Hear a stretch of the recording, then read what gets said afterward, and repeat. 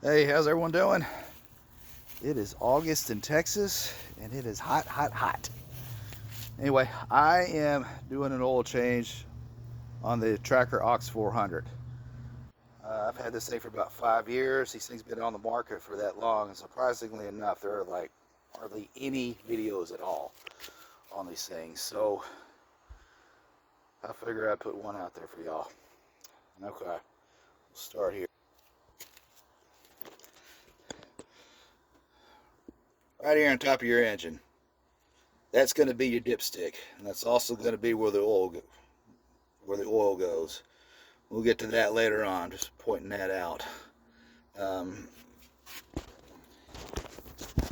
Get down here. You see that bolt right there? That is 19 millimeter. That's going to be your oil plug. And then right next to that, I know this is not very good. There's your oil filter right there. I don't know what size it is. I'm about to figure that out here in a little bit.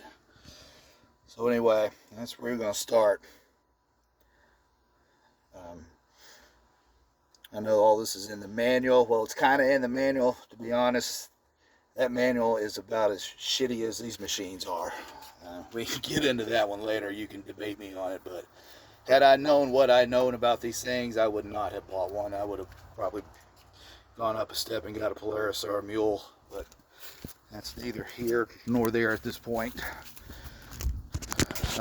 There's another thing.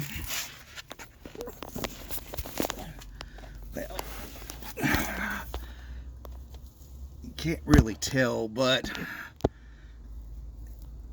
this is at an angle where the motor is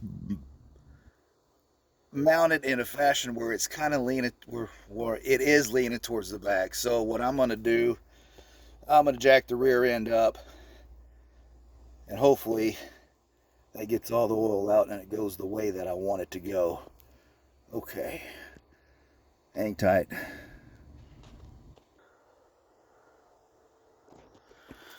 Alright, so I didn't bore you with the details or having to listen to my mouth, but anyway, it's a 19 millimeter socket. Probably easier if you had a wrench, but I don't have one, so the only way to do it, I had to use a breakover bar, and it worked, but it wasn't easy. So anyway, jack this sucker up.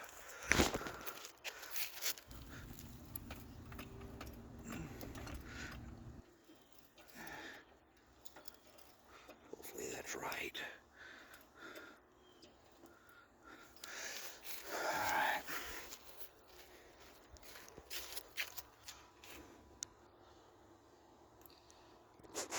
This is gonna, for some reason they put, well, I don't know why they put it there, but I don't know why they made it so hard to get off. That oil pan, or, oh, you gotta be kidding me. There. Alright. So that's all. We're just gonna let it do its thing for now.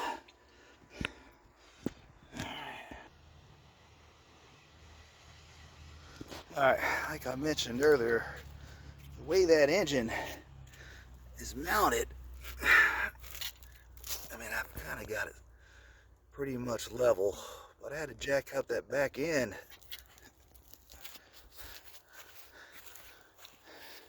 quite a bit to do it. I don't know if I'm doing something wrong or not, but anyway, they got the oil out. I think maybe next time I'll find a hill and do it on. Okay.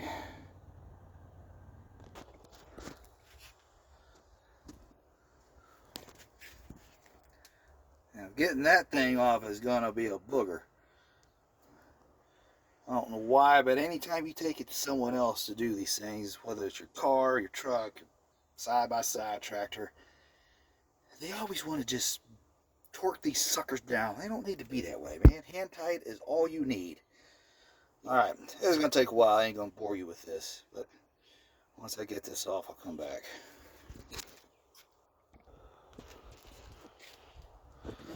Alright, we got it off. Anyway, that's your filter that you're looking for. Alright, now I need to go get everything I need. Get some brake cleaner. Clean this filthy engine off. And basically what I'm going to do is just put it all back together. And it takes 1.3 quarts of oil. So, I know my camera work is not all that great, but it's better than what I had to work with. So, hopefully it helps you. Alright, take care guys.